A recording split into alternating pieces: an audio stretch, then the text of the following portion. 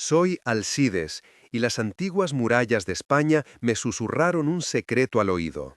Deja el mundo exterior a un lado por un momento. La verdad es fría, el drama es ardiente. Dale al play, porque la leyenda está a punto de comenzar. La lluvia caía sobre la Gran Vía de Madrid como lágrimas de cristal, y entre el caos de paraguas y pasos apresurados, una joven se arrodilló en el suelo frío, con las manos extendidas y la mirada fija en el horizonte indiferente. Su cabello castaño se le pegaba al rostro mojado, y su ropa hecha jirones revelaba la cruel historia de alguien que había sobrevivido en las calles demasiado tiempo. No suplicaba con palabras, solo con la mirada. Una mirada que parecía atravesar a la gente, como buscando algo más allá de las monedas. Algo perdido hacía mucho tiempo. Fue entonces cuando apareció. Eduardo Salazar, uno de los empresarios más poderosos de la capital española, salía del Hotel Westin Palace con su impecable traje italiano y un maletín de cuero cuyo valor superaba con creces lo que la joven ganaría en toda su vida. Caminaba con la postura de alguien que no mira a los lados, que vive en un mundo paralelo, de reuniones, contratos y cenas de lujo. Pero cuando ella se acercó, con pasos vacilantes, casi disculpándose por existir, y le extendió la mano sucia, algo cambió en el ambiente. Eduardo se detuvo, no por compasión, sino por incomodidad. Ella estaba allí, temblando de frío, con los ojos muy abiertos y una expresión indescifrable. «Por favor, señor, solo una moneda, lo que sea», murmuró con voz ronca y entrecortada. La miró de arriba abajo con esa expresión de disgusto disimulado que los ricos aprenden a usar como máscara. «Vaya a trabajar», respondió Eduardo con frialdad quirúrgica. «Gente como usted está en la calle porque quiere, porque es más fácil mendigar que trabajar duro».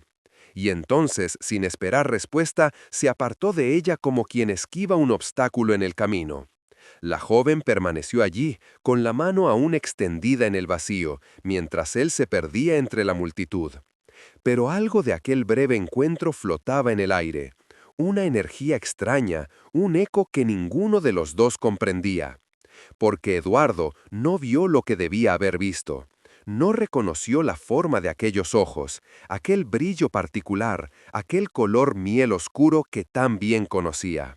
Los mismos ojos que, 23 años atrás, lo habían mirado por última vez antes de desaparecer en una tragedia que prefería olvidar.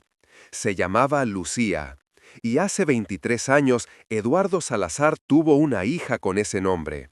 Una hija a la que abandonó, junto con su madre, una mujer sencilla de Vallecas a quien prometió amar, pero a la que desechó cuando su carrera empezó a despegar. Nunca quiso saber qué fue de ellas, nunca preguntó, simplemente siguió adelante, construyendo su imperio mientras enterraba el pasado bajo capas de éxito y lujo. Para él, aquella historia fue un error de juventud, un capítulo cerrado. Pero el pasado no muere, se disfraza, espera. Y aquella lluviosa noche de noviembre, allí estaba, de rodillas, mendigando al hombre que debió protegerla. Lucía no sabía quién era aquel arrogante empresario. No sabía que su sangre corría por sus venas.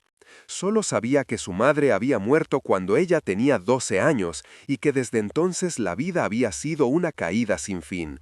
Orfanatos crueles, albergues superpoblados, calles heladas y la constante sensación de no pertenecer a ningún lugar.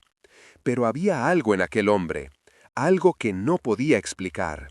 Cuando sus miradas se cruzaron en aquel segundo eterno, Lucía sintió un escalofrío recorrerle la espalda. Un recuerdo que no era suyo, pero que parecía existir en lo más profundo de su alma. Como si su cuerpo reconociera algo que su mente no podía comprender. Se quedó allí, viéndolo marcharse, y por primera vez en años, Lucía sintió algo más allá del hambre y el frío. Sintió rabia. Esa misma noche, mientras Eduardo cenaba en un restaurante de 5 estrellas en el barrio de Salamanca, rodeado de socios y champán francés, Lucía dormía acurrucada bajo un toldo en la calle de Alcalá, arropada con periódicos viejos. La ciudad que los separaba era la misma, pero vivían en mundos completamente distintos. Él no podía imaginar que el mendigo al que había humillado fuera la hija en la que juró no volver a pensar. Y ella no podía imaginar que el hombre que la despreciaba fuera el padre que siempre había soñado con encontrar. Pero el destino, ese viejo narrador, tenía otros planes. Porque 3 días después, un suceso inesperado los volvería a enfrentar. Y esta vez sería imposible apartar la mirada. Sería imposible fingir que aquella extraña conexión no existía. Porque la verdad, por muy oculta que esté, siempre encuentra la forma de salir a la luz. Siempre encuentra una grieta. Y cuando estalla, nada queda intacto. Eduardo Salazar estaba a punto de descubrir que algunos fantasmas del pasado no piden permiso para regresar. Y Lucía estaba a punto de descubrir que el hombre que la había despreciado en las calles de Madrid guardaba el mayor secreto de su vida, un secreto que lo cambiaría todo para siempre. 3 días después de aquel encuentro bajo la lluvia, el destino comenzó a tejer su red con la cruel precisión de quien jamás olvida una deuda. Eduardo Salazar se encontraba en su oficina, en pleno centro financiero de Madrid, en el piso 23 de un rascacielos de cristal que reflejaba las nubes como un espejo arrogante. Revisaba contratos, respondía a correos electrónicos, seguía su impecable rutina de hombre de éxito. Pero aquella mañana algo perturbó su concentración. Una imagen que volvía una y otra vez, los ojos de aquella mendiga. Esa mirada que parecía conocerlo de algún lugar imposible. Eduardo negó con la cabeza, molesto consigo mismo. «Ridículo», murmuró, dando otro sorbo a su café expreso. «Son todos iguales en la calle, miradas vacías, historias inventadas». Pero la inquietud persistía, como una astilla invisible clavada en su conciencia. Fue entonces cuando sonó su teléfono. Era Mónica, su secretaria. «Señor Salazar, hay un problema en el vestíbulo. Seguridad está intentando sacar a una mujer. Dice que necesita hablar con usted urgentemente. Está armando un escándalo». Eduardo frunció el ceño. «Pues que la saquen. ¿Para qué pago a seguridad?» Hubo una pausa al otro lado de la línea. «Es que dice que se trata de su hija, señor». A Eduardo se le heló la sangre. Apretó el teléfono con tanta fuerza que se le pusieron blancos los nudillos. Nadie lo sabía, nadie debía saberlo. Ese capítulo había permanecido enterrado durante más de 20 años. «Ya bajo», dijo con voz controlada, pero con el corazón latiéndole como un animal acorralado. Cuando Eduardo llegó al vestíbulo de mármol italiano, vio la escena que tanto temía como despreciaba. Era ella, la misma mendiga de la Gran Vía. Pero ahora, bajo la fría luz de las lámparas de cristal, podía verla mejor. Su rostro demacrado, sus huesos prominentes, las marcas de una vida demasiado dura para alguien tan joven. 2 guardias de seguridad la sujetaban por los brazos mientras forcejeaba, no con violencia, sino con desesperación. «Solo necesito hablar con él, por favor, solo 5 minutos». Sus ojos recorrieron el vestíbulo hasta que encontraron a Eduardo bajando las escaleras. Y cuando sus miradas se cruzaron de nuevo, algo sucedió. Un reconocimiento silencioso, un eco de algo antiguo y terrible. «Déjenla ir», ordenó Eduardo con voz firme. Los guardias vacilaron, pero obedecieron. Lucía casi se cae, le temblaban tanto las piernas que apenas la sostenían. Eduardo la miró, manteniendo la distancia de seguridad de quien no quiere contagiarse. «Tienes 2 minutos, di lo que viniste a decir». Lucía respiró hondo, buscando las palabras. Yo sé quién eres. Me llamo Lucía Ramos. Mi madre se llamaba Carmen Ramos. Ella dijo que eras mi padre». El silencio que siguió fue ensordecedor. Eduardo sintió que el suelo se movía bajo sus pies. Carmen, ese nombre que no había oído en tanto tiempo, le estalló en la mente como una bomba de recuerdos. La dulce muchacha de Vallecas, el embarazo inesperado, la cobarde huida. Pero Eduardo era un hombre entrenado para controlar las crisis. Se puso la máscara de nuevo en segundos. Carmen Ramos, repitió con una sonrisa fría y calculada. Sí, la recuerdo, una chica que conocí hace mucho tiempo. Pero te equivocas, querida. Tu madre, digamos que tenía varios amantes por aquel entonces. No soy tu padre, y aunque lo fuera, no tienes pruebas. Lucía sintió las palabras como bofetadas, le temblaban las manos. Mi madre nunca me mintió, me enseñó una foto tuya, me lo contó todo antes de morir. ¿Cómo la abandonaste? ¿Cómo desapareciste cuando supiste que estaba embarazada? Se le llenaron los ojos de lágrimas, pero había algo más, una furia contenida, un fuego que empezaba a arder bajo la superficie de su fragilidad. Eduardo dio un paso al frente, bajando la voz para que solo ella pudiera oírlo. Escucha bien, muchacha, no sé a qué juegas, pero no te va a funcionar. ¿Quieres dinero? ¿Es eso? ¿Quieres chantajearme con una historia que tu madre se inventó para justificar su propia miseria? Cada palabra era como una puñalada. Lucía retrocedió, sintiendo de nuevo el peso de la humillación. Pero entonces algo dentro de ella se rompió. O quizá algo, por fin, se liberó. No quiero tu dinero, dijo con voz temblorosa pero firme. Quiero la verdad.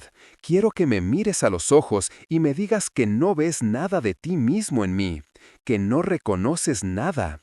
Eduardo la miró entonces, la miró de verdad, y por primera vez se permitió ver lo que había evitado. La forma de sus ojos, la línea de su mandíbula, la manera en que apretaba los puños cuando estaba nerviosa, exactamente igual que él. Pero admitirlo era peligroso. Admitirlo era abrir una puerta que había cerrado con candados de hierro y convenientes mentiras. Así que Eduardo hizo lo que siempre hacía cuando se enfrentaba a la verdad incómoda. La negó. No veo nada, solo una oportunista desesperada. Hizo un gesto a los guardias de seguridad. Sáquenla de aquí, y si regresa, llamen a la policía. Se llevaron a Lucía a rastras de nuevo, pero esta vez no gritó, no se resistió, solo lo miró. Y en esa mirada, Eduardo vio algo que lo aterrorizó: determinación. No iba a rendirse. No era solo otra historia que pudiera enterrar. Era real, estaba viva, e iba a obtener la verdad de él, aunque le costara el resto de su vida. Esa noche, Eduardo no pudo dormir. Estaba en su ático de Chamartín, rodeado de lujo y silencio, pero su mente era un campo de batalla. Cogió el teléfono y por primera vez en años tecleó un nombre en el buscador: Carmen Ramos. Los resultados aparecieron lentamente. Una esquela de hacía 13 años. Muerte por neumonía sin tratar. Dejó una hija, Lucía Ramos, de 12 años. Eduardo cerró los ojos. Carmen había muerto. La chica a la que amaba, sí, la amaba, aunque nunca lo admitiera, murió sola, pobre, olvidada.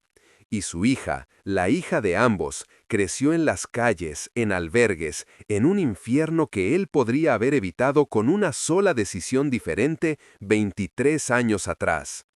Pero el remordimiento de Eduardo duró apenas unos segundos antes de ser reemplazado por el miedo. Miedo a lo que esa chica pudiera hacer, miedo a que tuviera pruebas, miedo a que su nombre, su reputación, su imperio cuidadosamente construido se derrumbaran por un error del pasado. Volvió a coger el teléfono y llamó a alguien de confianza, un investigador primado que ya le había resuelto problemas delicados. Necesito que averigües todo sobre una chica llamada Lucía Ramos, dónde está, con quién habla, qué quiere, y lo necesito para ayer. Al otro lado de la línea, una voz tranquila respondió: hecho. Mientras tanto, en una pensión barata a las afueras de Madrid, Lucía estaba sentada en una cama dura como una piedra, aferrada a lo único que le quedaba de su madre, una fotografía descolorida. En la foto, una joven Carmen sonreía junto a un apuesto joven de ojos brillantes, Eduardo Salazar, 23 años atrás, antes del dinero, antes de la crueldad.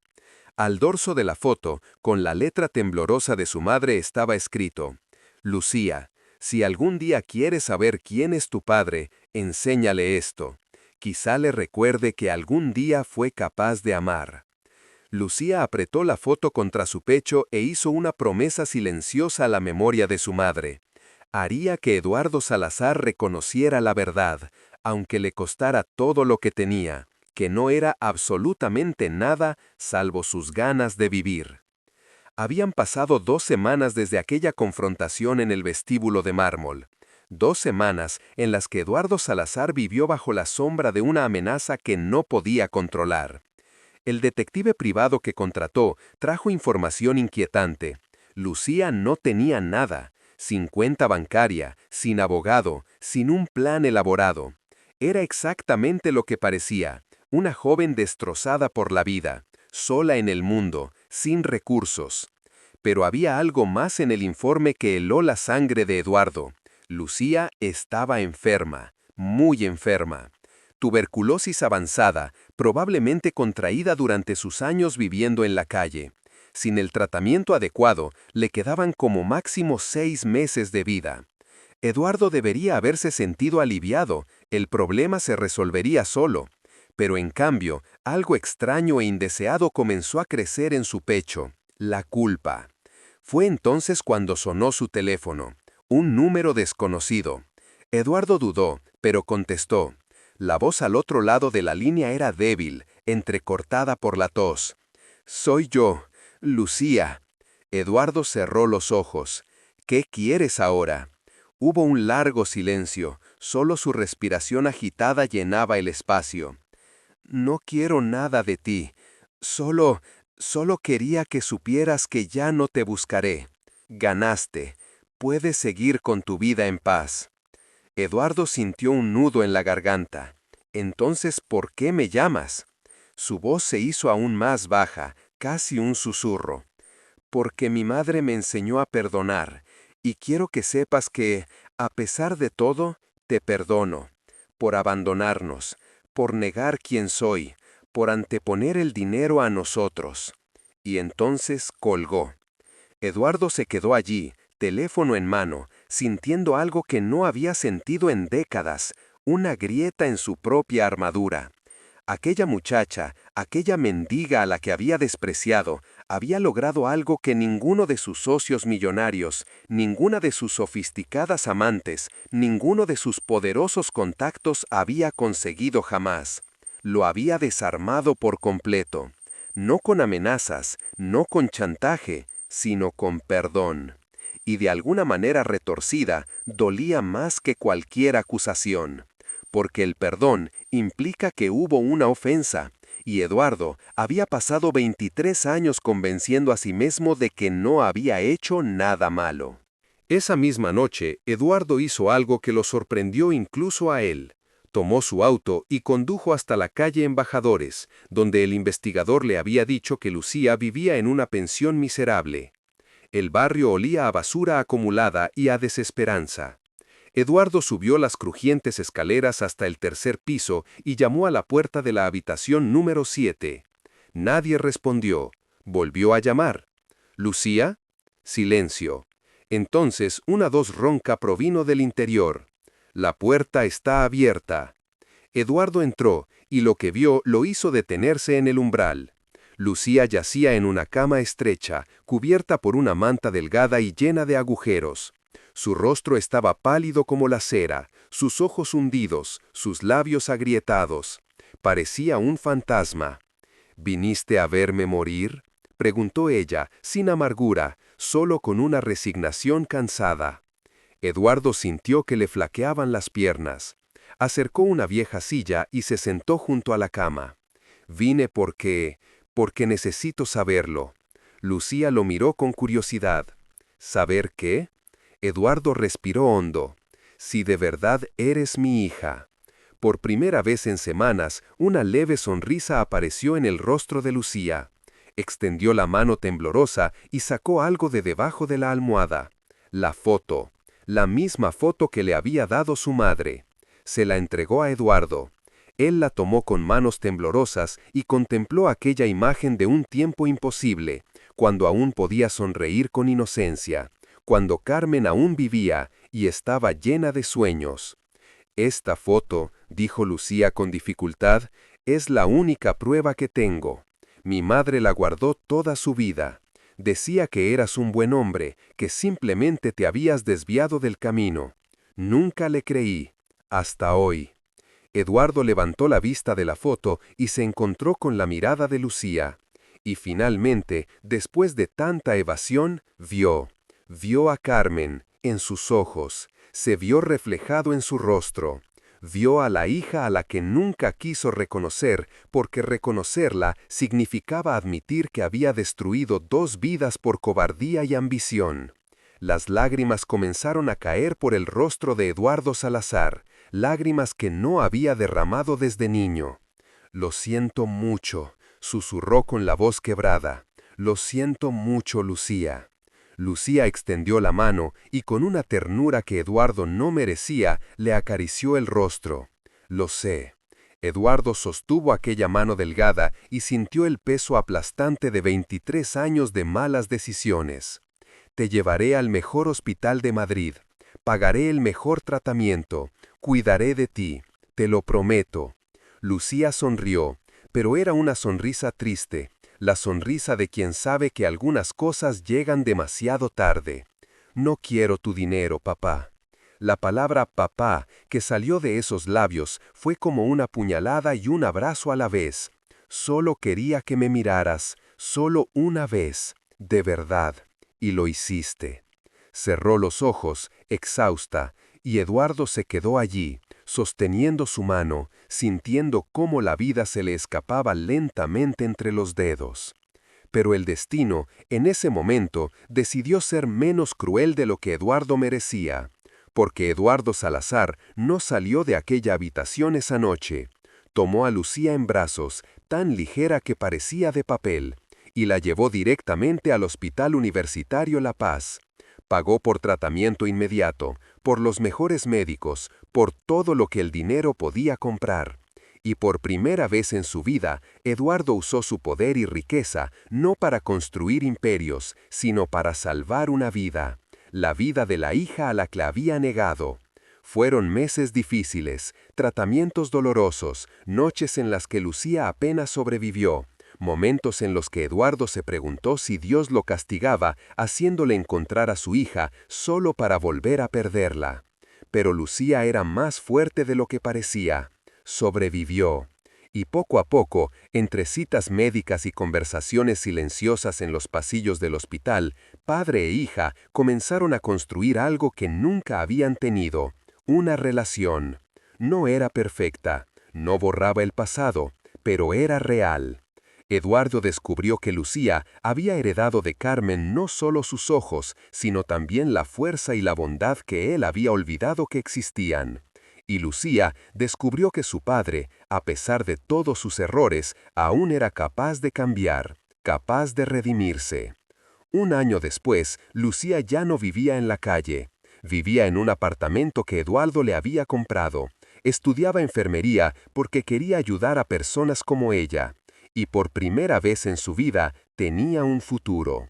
Eduard nunca volvió a ser el mismo. Seguía siendo rico y poderoso, pero algo fundamental había cambiado en su interior. Creó una fundación para ayudar a jóvenes sin hogar en Madrid. Y cada vez que miraba a Lucía, ahora sana y llena de vida, recordaba aquel día lluvioso en la Gran Vía, cuando no reconoció la mirada de su propia hija, la mirada que imploraba limosna y recibía desprecio. La mirada que casi se extinguió en las calles mientras él cenaba en restaurantes elegantes. Y también recordaba las palabras que Lucía le había dicho en aquella llamada. «Mi madre me enseñó a perdonar».